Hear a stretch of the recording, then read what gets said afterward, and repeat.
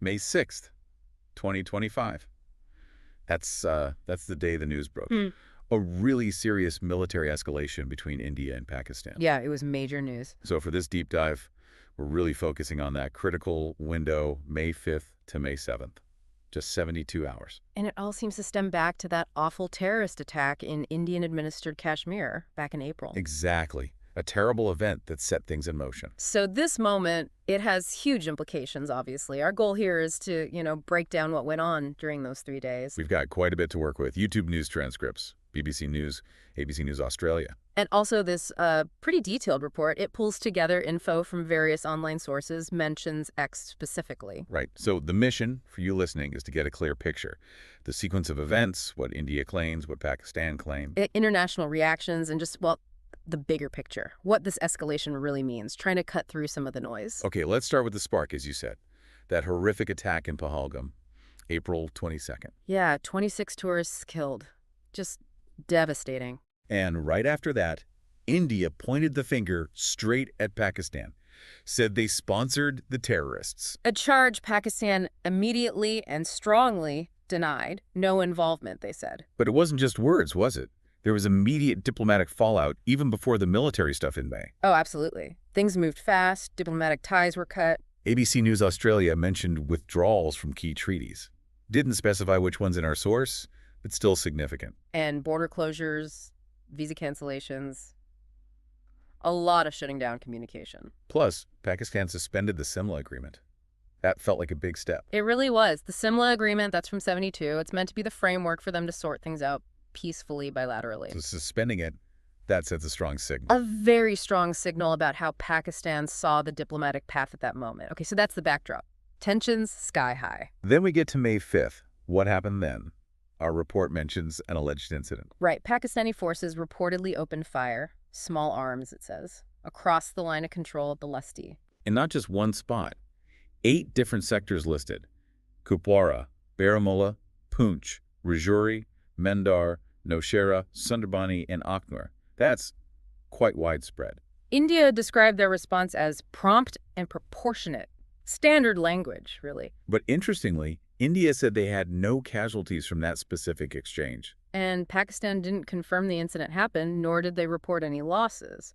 So it's a bit murky, that initial report. It is, but something else happened on May 5th that wasn't murky. India announced a big civil defense drill. Across 7 states, planned for May 7th. And the key thing, like you said, first time since 1971. That's over 50 years. It definitely suggests India was feeling a heightened threat level. It points to serious alertness, yeah. And to add another layer, Pakistan had already gone public saying they had credible intelligence about an imminent Indian military move. Wow, so both sides were kind of bracing for something. It certainly seems that way, anticipating escalation. And just before this, India's Home Minister had made that strong statement. Basically, the Pahalgam attackers wouldn't be spared.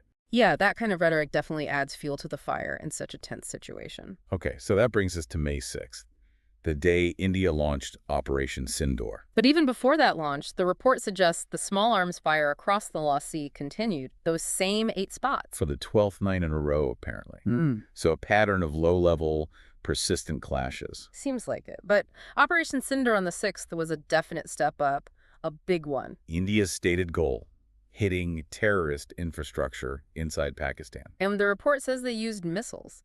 9 sites targeted in Pakistan and Pakistan-administered Kashmir. This wasn't small arms anymore. This was significant military action. Absolutely. And the Indian Air Force was involved. Specifically mentions Rafale jets. Advanced aircraft, what were they carrying? Self-LT missiles, those are long-range cruise missiles.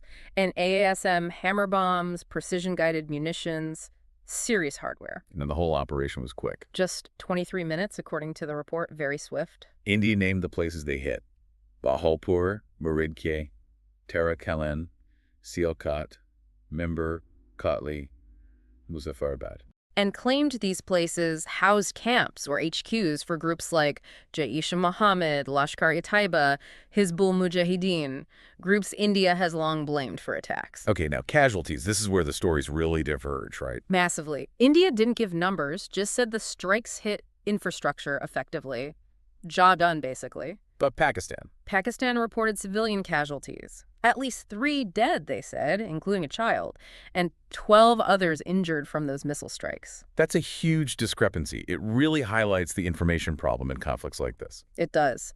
And then there was another claim floating around, mentioned in our report, a Pakistani JF-17 fighter shot down near Pulwama. But that's flagged as unverified, correct? Crucially, yes, unverified. No independent confirmation from credible sources mentioned. We have to treat that with extreme caution. Meanwhile, Pakistan didn't just sit back after the strikes. No, they vowed to respond, and reportedly started heavy mortar firing across the Logar. And that had tragic consequences on the Indian side. Yes. 3 civilians killed in Indian-administered Kashmir from that shelling, according to the reports. So action, reaction, escalation. And the world started taking notice. What was the international reaction at this point? Well, then U.S. President Trump weighed in, Aye. called the Indian strikes a shame, urged them to de-escalate. Interesting reaction. Shows the global concern kicking in. Definitely. Okay, so moving to May 7th. Did things cool It down? doesn't look like it. The report mentions another alleged ceasefire violation by Pakistan.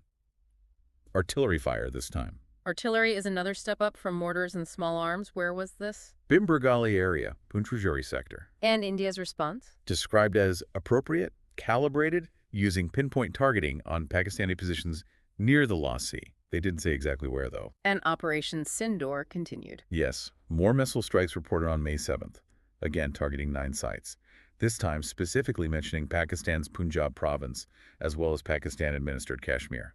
How did Pakistan describe these May 7th strikes? They acknowledged 6 locations were hit, and they used stronger language, now calling it an act of war. Act of war. That serious rhetoric shows how badly things are escalating. And again, the casualty numbers, starkly different. What were the claims this time? India reported another 3 civilians killed on their side from the Pakistani shelling. And Pakistan? Pakistan claimed 8 people killed by the Indian missile strikes that day, including women and a 3-year-old girl, and 35 wounded. Again, huge differences. These discrepancies are deeply troubling. And then Pakistan made some really big claims about air combat on the 7th. Ah, yes, this is major. What did they claim? They claimed their Air Force shot down 5 Indian jets, Rafales, MiG-29s, Su-30s, and 1 Indian drone. 5 jets. That would be massive losses for India. Huge. Pakistan said it was in self-defense. But again, the key point here is Unverified. India hasn't confirmed losing any aircraft in these engagements, so these remain purely Pakistani claims at this stage, according to our sources. the lack of confirmation from India is, well, significant in itself if the claims were true. Very noteworthy. Absolutely. International concern ramped up further on the 7th. The UN Secretary General Guterres. He warned strongly against military confrontation, urged maximum restraint from both sides. The U.S. State Department also chimed in. What did they say? Closely monitoring, called for both sides to avoid further escalation. Standard diplomatic language, but the message was clear. And India's response to this international pressure. Foreign Minister Jaishankar basically reiterated India's stance: zero tolerance for terrorism, framing their actions as counterterrorism. What about the people living near the border? The reports must have mentioned the impact on them. Oh, yes. Intense shelling, loud explosions reported in Pakistan-administered Kashmir. People were clearly terrified. And in Pakistan proper. Buridke was mentioned earlier. Residents there reported damage to buildings from the missile strikes. So a very real human cost on the ground for civilians caught in the middle. Okay, so let's try to sort of recap this rapid sequence. We had the Pahalgam attack. India blames Pakistan. Diplomatic ties break down, treaties suspended. Then the alleged initial firing across the Lost Sea starting May 5th.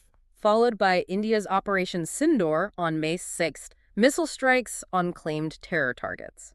Pakistan retaliates with shelling, causing civilian casualties. Then more Indian strikes on May 7th. And Pakistan claims major air victories, which remain unverified, plus drastically different casualty reports throughout. It's a lot. It really is. And those discrepancies in casualties, they're not small differences. It really makes you question the narratives being pushed. Absolutely highlights the difficulty of getting ground truth in real time during a conflict. The fog of war is thick. And we have to keep stressing, those Pakistani claims about downing Indian jets are unverified. Crucial point. Same goes for that claim mentioned in the report, apparently circulating on X, about huge Indian military losses lacked credible support, likely just propaganda or exaggeration. But we do have some picture of the hardware involved. Indian Rafales with those SKLP and Hammer munitions. Pakistani JF-17s mentioned, though the shoot-down claim is unverified. Artillery from both sides. Pakistan claiming air defense engagement. And the root cause, tracing it back, seems to be that Pahalgam attack and India's absolute conviction that Pakistan was behind it. That conviction was India's stated justification for Operation Sindoor hitting terrorist infrastructure. While Pakistan condemned it strongly, an act of war, highlighting their own civilian casualties. And looming over all of this, the nuclear elephant in the room. Both are nuclear-armed states. Which is exactly why the UN, the US, everyone reacted so quickly, calling for calm. The stakes are incredibly high. Immense.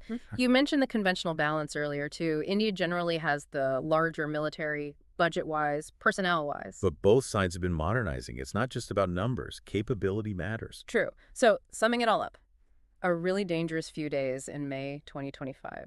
A sharp escalation triggered by terrorism. Conflicting stories, conflicting numbers, especially on casualties. Military actions with serious consequences. And a reminder, a stark one, about information in conflict zones. So many claims, especially early on or on social media, just aren't independently verified. Makes critical thinking absolutely essential for anyone trying to understand these events. Need that healthy skepticism. So maybe a final thought for you, the listener, to chew on. We know the history here is long and tense. We know both nations have nuclear weapons. Yeah. So how should the international community handle crises like this? What actually works to de-escalate things and, prevent the absolute worst-case scenario? And what role does information, reliable, verified information play in managing these incredibly dangerous situations, especially now in this age of instant, often unverified news? Something to think about.